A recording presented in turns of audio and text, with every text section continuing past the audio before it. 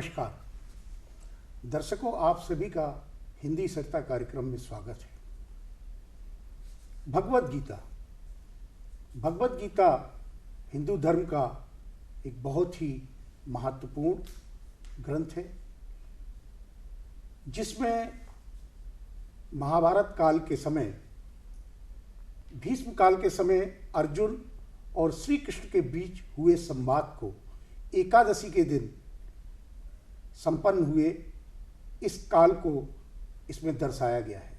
भगवद गीता न सिर्फ जीवन का उद्देश्य, कर्म, धर्म की अद्भुत शिक्षाएं देता है, बल्कि जीवन के हर क्षेत्र में आगे बढ़ने के लिए दुख और सुख को कैसे संभाला जाता है, इन सब की शिक्षाएं अद्भुत तरीके से दी जाती है। इन शिक्षाओं का प्रसार हो और लोगों में सफलताएं, सुख और अवसाद से मुक्ति मिले, इसी को ध्यान में रखते हुए हर वर्ष भारत देश में गीता जयंती एकादशी के दिन ही मनाई जाती है। इस वर्ष ये दिन 11 दिसंबर को आ रहा है। तो आज हिंदी सरिता कार्यक्रम के अंतर्गत हम इसी गीता जयंती के उपलक्ष्य में गीता के बारे में चर्चा करेंगे और इस चर्चा से हम जानेंगे कि हमारे देश का ये जो पवित्र और अद्भुत ग्रंथ गीता है, वो न सिर्फ हमारी व्यक्तिगत, समाज की, देश की, अपितु संपूर्ण विश्व की समस्याओं को कैसे सुलझा सकता है। इस चर्चा में भाग लेने के लिए हमारे पास केंद्र में जो उपस्थित हुए हैं वो हैं श्री अच्युत गोपाल दास जी प्रभु जी। श्री अच्युत गोपाल दास प्रभु जी इस्कॉन गोवा से हैं, जिन्होंने इस पूरे क्षेत्र में गीता की शिक्षाओं के प्रसार के लिए एक अद्भुत माहौल के साथ कई आयाम स्थापित किए हैं। श्री अच्युत गोपाल प्रभु जी, आपका इस कार्यक्रम में स्वागत है। हरे कृष्णा। हरे कृष्णा। प्रभु जी, सबसे पहले तो मैं ये चाहूंगा कि आप दर्शकों को ये बताएं कि गीता आखिर है क्या, आपकी नजरों में गीता क्या है। हरे कृष्णा। तो सर्वप्रथम दूरदर्शन के केंद्र तिवारी जी को बहुत बहुत धन्यवाद। उन्होंने इतने प्रेम से मुझे आमंत्रित किया ये मंच पे और भगवद गीता के ऊपर बोलने के लिए कुछ अवसर दिया है। तो गीता क्या है? तो जैसा ये शब्द है भगवद गीता, भगवद गीता का अर्थ है भगवान का गीत। ये दुनिया में हर व्यक्ति को गीत अच्छा लगता है, संदेश अच्छा लगता है, पर अल्टीमेटली भगवान का जो संदेश है वो सबसे महत्वपूर्ण है। तो भगवद गीता, भगवान ये श्लोकों के माध्यम से, 700 श्लोकों के माध्यम से, गीत के माध्यम से हम सबको वापस भगवत धाम बुलाने का प्रयास कर रहे हैं। तो जैसे एक पिताजी होते हैं, उनका लड़का उनको छोड़ के चला जाता है, तो लड़का बहुत कष्ट से गुजरता है, पर पिताजी का दिल हमेशा वो लड़के के बारे में सोचते रहते हैं और पिताजी हमेशा प्लान करते हैं कि कैसे ये लड़का वापस उनके पास आए। तो वैसे ही हमारे जो परम पिता है भगवान कृष्ण, जब वो देखते हैं कि ये दुनिया के जो लोग हैं, हम सब भगवान के बच्चे हैं, उनके बिना कितना कष्ट भुगत रहे हैं, भगवान कृष्ण के रूप में अवतार लेते हैं और गीता का संदेश देते हैं। और गीता के संदेश के माध्यम से भगवान हमको ऐसे एक जीवन की ओर लेके जाते हैं जहाँ पे एक्चुअली सुख है, शांति है, प्रेम है इत्यादि। तो गीता जो है भगवान का प्रेम का संदेश है हम सब के लिए। प्रभु जी, बहुत अच्छी आपने गीता के बारे में एक जनरल सामान्य ज्ञान लोगों को बताया, बड़ा सरल और सटीक। अब हमें कृपया आप ये बताएं कि भगवद गीता को हम अपने जीवन में कैसे अपनाएं। बहुत अच्छा प्रश्न है। तो श्रीला प्रभुपाद, इस्कॉन के जो फाउंडर आचार्य है, हमेशा बताते थे गीता भागवत का जो सिद्धांत है सिर्फ बुद्धि के स्तर पे समझने के लिए नहीं है, जीवन में उतारना भी बहुत इम्पॉर्टेंट है। ये थियोरेटिकल नॉलेज नहीं है, ये प्रैक्टिकल नॉलेज होना चाहिए। ज़िंदगी बर्ताव में जो रेगुलर लाइफ है, चिंतन मनन है, उसमें चेंजेस डेफिनेटली होना चाहिए। तो इसको कैसे हमारे ज़िंदगी में उतारे?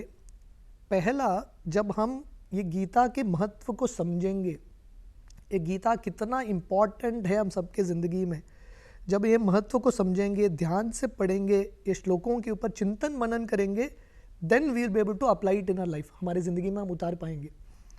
तो जब तक ये नहीं करेंगे तब तक हमारा ज़िंदगी परफेक्ट नहीं होगा। तो जैसे हर पिताजी चाहते हैं कि उनका जो संतान है शिक्षाएं प्राप्त करें, एजुकेशन प्राप्त करें, तो वैसे ही ये जो भगवद गीता है, जो रियल एजुकेशन है, आध्यात्मिक जो सबसे महत्वपूर्ण एजुकेशन है, वो देता है। शिला प्रभुपाद इस्कॉन के फाउंडर आचार्य 1970s में MIT गए थे, अमेरिका में, Massachusetts institute of technology. Prabhupada वहाँ पे गीता भागवत के ऊपर उन्होंने प्रवचन दिया, और प्रवचन होने के बाद वहाँ के जो प्रोफेसर हैं प्रभुपाद को पूरे यूनिवर्सिटी का भ्रमण कराते हैं। बहुत सारे डिपार्टमेंट्स थे, फिजिक्स डिपार्टमेंट, बायोलॉजी डिपार्टमेंट, हज़ारों डिपार्टमेंट। प्रभुपाद बोले बहुत बढ़िया यूनिवर्सिटी है, पर कहाँ पे वो डिपार्टमेंट जो आत्मा के बारे में बताएगा, परमात्मा के बारे में बताएगा, मृत्यु क्या है बताएगा, ये डिपार्टमेंट कहाँ है? तो प्रभुपाद बोले आपके बहुत सारे डिपार्टमेंट्स हैं, मटेरियल नॉलेज, स्पिरिचुअल नॉलेज जो इटर्नल है, उसका डिपार्टमेंट कहाँ है? तो Bhagavad Gita actually real education है। तो जैसे बच्चा स्कूल में जाता है, पढ़ता है, शिक्षा लेता है, एग्ज़ाम्स आंसर करता है, जीवन में उतारने का प्रयास करता है और ज़िंदगी सफल बनाता है, तो वैसे ही हमारे एक्चुअल लाइफ को सफल बनाने के लिए ये गीता पढ़ना, चिंतन मनन करना और जीवन में उतारना बहुत इम्पॉर्टेंट है। धन्यवाद प्रभु जी। जैसा आपने कहा कि गीता को पढ़िए, मनन करिए और चिंतन करिए, परंतु आज के अगर वर्तमान संदर्भ में हम बात करें तो हमारी शिक्षा अंग्रेजी आधारित है, और गीता की जितनी भी शिक्षाएं हैं वो सारी संस्कृत में है। एक सामान्य जन संस्कृत के श्लोकों को समझने में कठिनाई महसूस कर सकता है।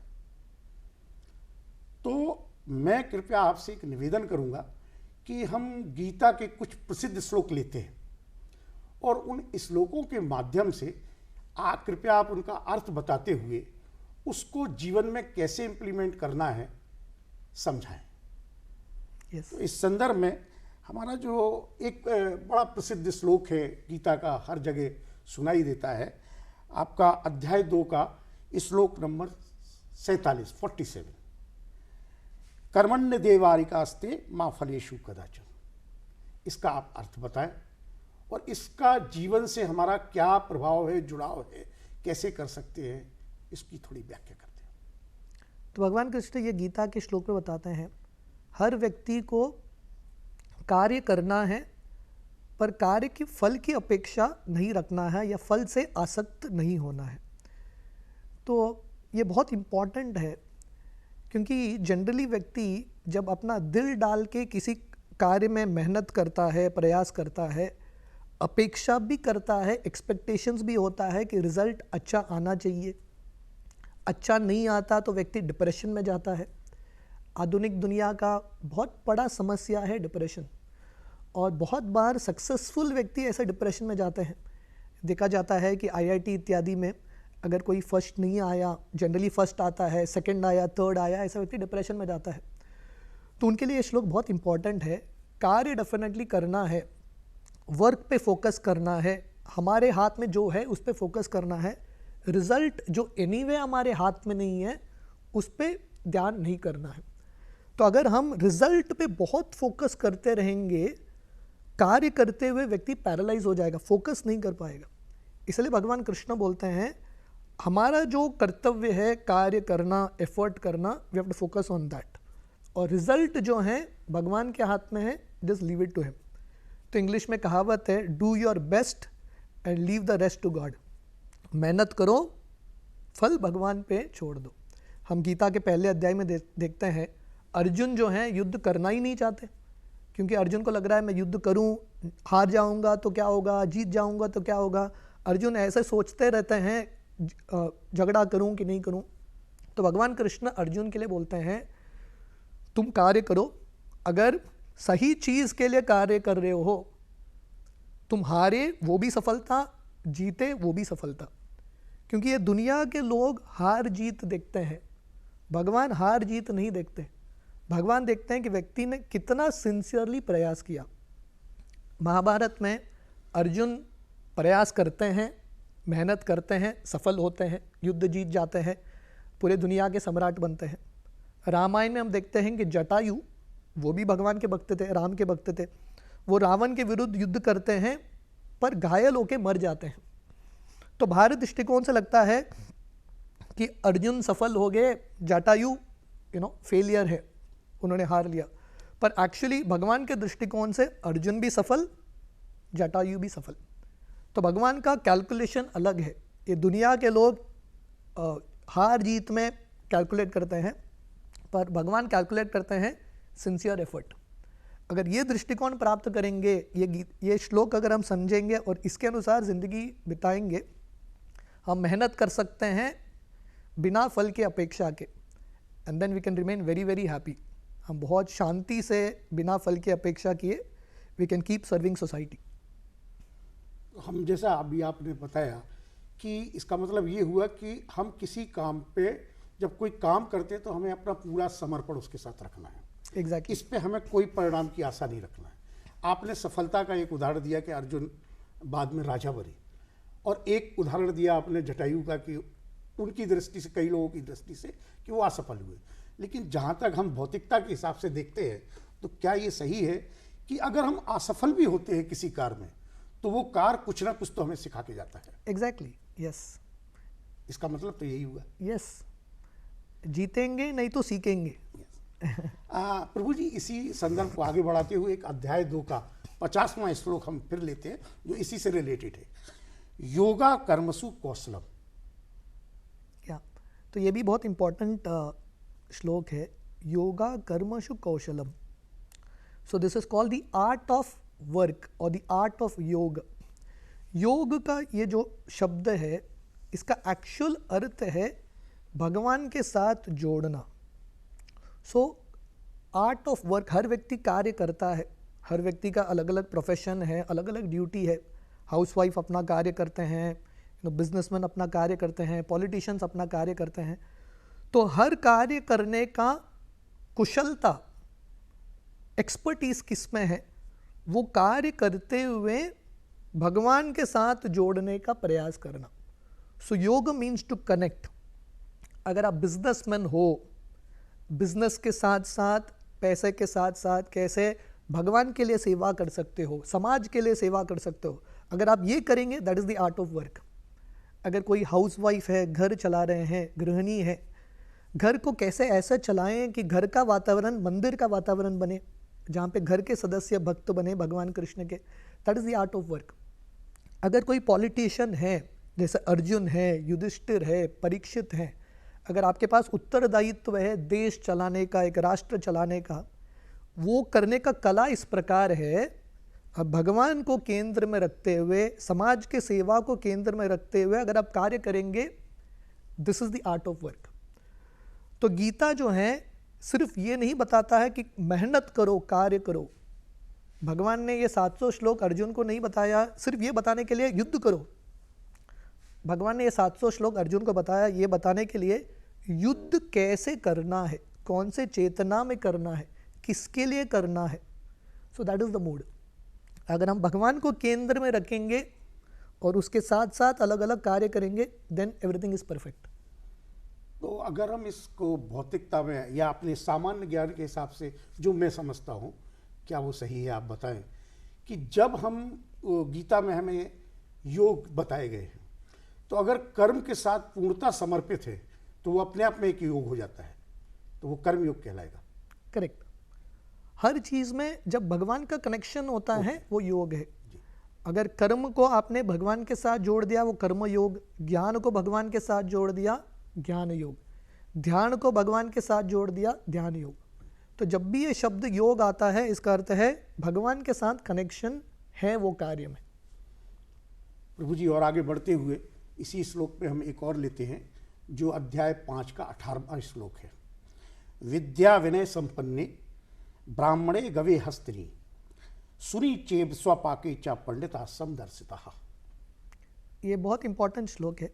वैसे तो गीता का हर एक श्लोक इम्पोर्टेंट है, तो ये श्लोक में भगवान कृष्ण बताते हैं जो पंडित है या मॉडर्न टर्म्स में एजुकेटेड मैन, जो बुद्धिमान व्यक्ति है, पढ़ा लिखा व्यक्ति है, वो कौन है।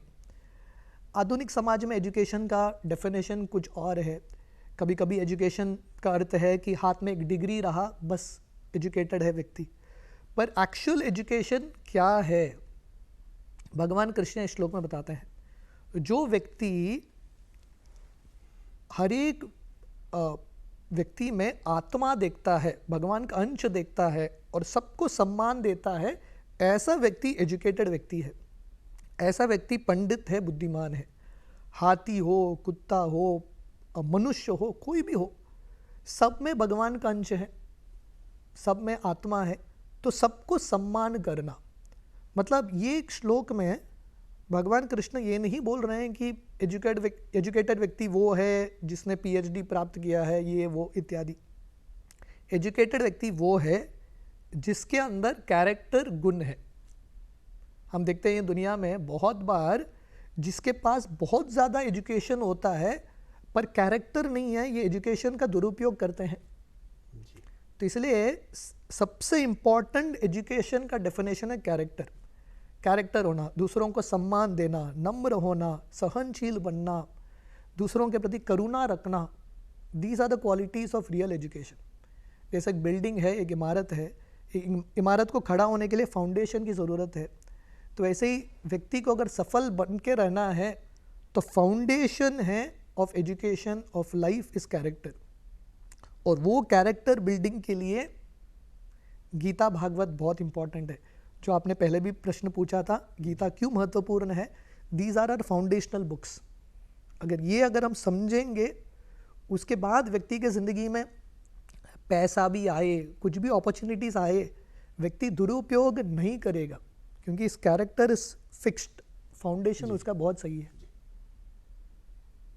तो इसी में से प्रभु जी एक और श्लोक है जो काफ़ी प्रसिद्ध है और उसका कई लोग गलत तरीके से उसको समझ भी लेते हैं और उसका दुरुपयोग भी करते हैं, जो अध्याय 18 में है, श्लोक नंबर 66। सर्वधर्मान्न प्रत्याजम मामेकम शरणम व्रजम अहम त्वाम सर्व पापेभ्यो मोक्षस्यामि मा शुचा। या तो आपने एक बहुत इंपॉर्टेंट पॉइंट बताया। बहुत बार लोग गीता का श्लोक तो बोलते हैं पर अर्थ कुछ और ही निकालते हैं। इसलिए सही भाव में, सही परंपरा में अर्थ समझना भी बहुत इम्पॉर्टेंट है। तो ये गीता का चरम श्लोक माना जाता है, कंक्लूसिव वर्स, जहाँ पे भगवान कृष्ण बोल रहे हैं सब धर्म को त्यागो और मेरा आश्रय लो। तो लोग ये श्लोक को समझ नहीं पाते, क्योंकि गीता धर्मशास्त्र है। गीता में भगवान धर्म करने के लिए बोल रहे हैं, हर एक श्लोक में बोल रहे हैं धर्म करो, धर्म करो। पर ये श्लोक में भगवान कृष्ण बोल रहे हैं धर्म मत करो, सब धर्म को त्यागो। तो लोग कंफ्यूज होते हैं कि धर्म करना है कि नहीं करना है। पर यह श्लोक का अर्थ है, भगवान कृष्ण बता रहे हैं सबसे ऊंचा धर्म क्या है। धर्म के अलग अलग डेफिनेशंस हैं या अलग अलग लेवल्स हैं। टॉप मोस्ट धर्म, सबसे ऊंचा धर्म वो है जहाँ पे व्यक्ति भगवान को समर्पित करके जिंदगी जीता है। So that is the meaning, surrender unto Krishna. भगवान कृष्ण का आश्रय लेते हुए, उनका भक्त बनते हुए जो व्यक्ति अपना ज़िंदगी बिताता है, ये समझते हुए कि सब कुछ भगवान का ही है। भगवान ने हमको शरीर दिया है, भगवान ने हमको धन दिया है, तो जो भगवान ने हमको दिया है हमको भगवान के सेवा में उपयोग करना है। तो ऐसा व्यक्ति जो इस भाव से ये एंगल से अपना ज़िंदगी बिताता है, ऐसा व्यक्ति भगवान कृष्ण का सबसे महान भक्त। और गीता के अनुसार भगवान कृष्ण बोलते हैं ऐसा व्यक्ति सबसे बड़ा योगी है। प्रभु जी, आपने गीता का बहुत प्रचार किया। आपके हिसाब से इस संसार में वर्तमान समय में गीता का कौन सा श्लोक सबके लिए और आपके लिए प्रेरणादायक हो सकता है और कैसे? ये बहुत मुश्किल प्रश्न है। तो हमारे गीता का हर एक श्लोक इम्पोर्टेंट है जी, पर I'll touch upon 1 or 2 shlokas. दूसरे अध्याय में भगवान कृष्ण बताते हैं मात्र स्पर्शास्तु कौन्तेय शीतोष्ण सुख दुख द आगमा अपाइनो अनित्यस ताम तितिक्षस्स भारत। भगवान कृष्ण अर्जुन को बोल रहे हैं, अर्जुन सहन करो, क्योंकि अर्जुन जो हैं ये गीता के पॉइंट में युद्ध नहीं करना चाहते थे। बहुत बार दुनिया में जब व्यक्ति के सामने ऐसा कुछ परिस्थिति होता है, व्यक्ति के पास उसे संघर्ष करने का शक्ति है पर वो कर नहीं पाता, स्किल है पर विल नहीं होता करने के लिए, किसी कारणवश हार मान जाता है। और ये दुनिया में बहुत बार लोग हार मान जाते हैं, डिप्रेशन में चले जाते हैं। वर्ल्ड हेल्थ ऑर्गेनाइजेशन के अनुसार ये डिप्रेशन जो है, मेंटल डिजीज़ जो है, आधुनिक समाज का सबसे बड़ा रोग बनता जा रहा है। तो भगवान कृष्ण अर्जुन को बोल रहे हैं, सहन करो, ये दुनिया में सुख आएंगे, दुख आएंगे, दुख के बाद सुख, सुख के बाद दुख, ये जो साइकिल है चलता रहेगा। तो ये साइकिल में गुजरते हुए लक्ष्य हमको फोकस में रखना है। तो भगवान कृष्ण अर्जुन को बोल रहे हैं, ये सब चीज़ में फंसो मत, keep focusing on the goal. जैसे एक हाउसवाइफ होती है, गृहिणी, गर्मी के समय में भी वो किचन में जाती है, छुट्टी नहीं लेती, अपना किचन का कार्य करती रहती है।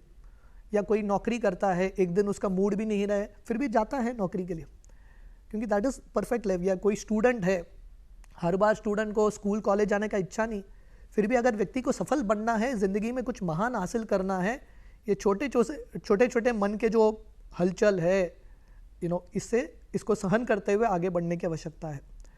So this is a very important श्लोक। भगवान कृष्ण ये श्लोक के माध्यम से हमको बता रहे हैं कि लक्ष्य पे हमको फोकस करना है।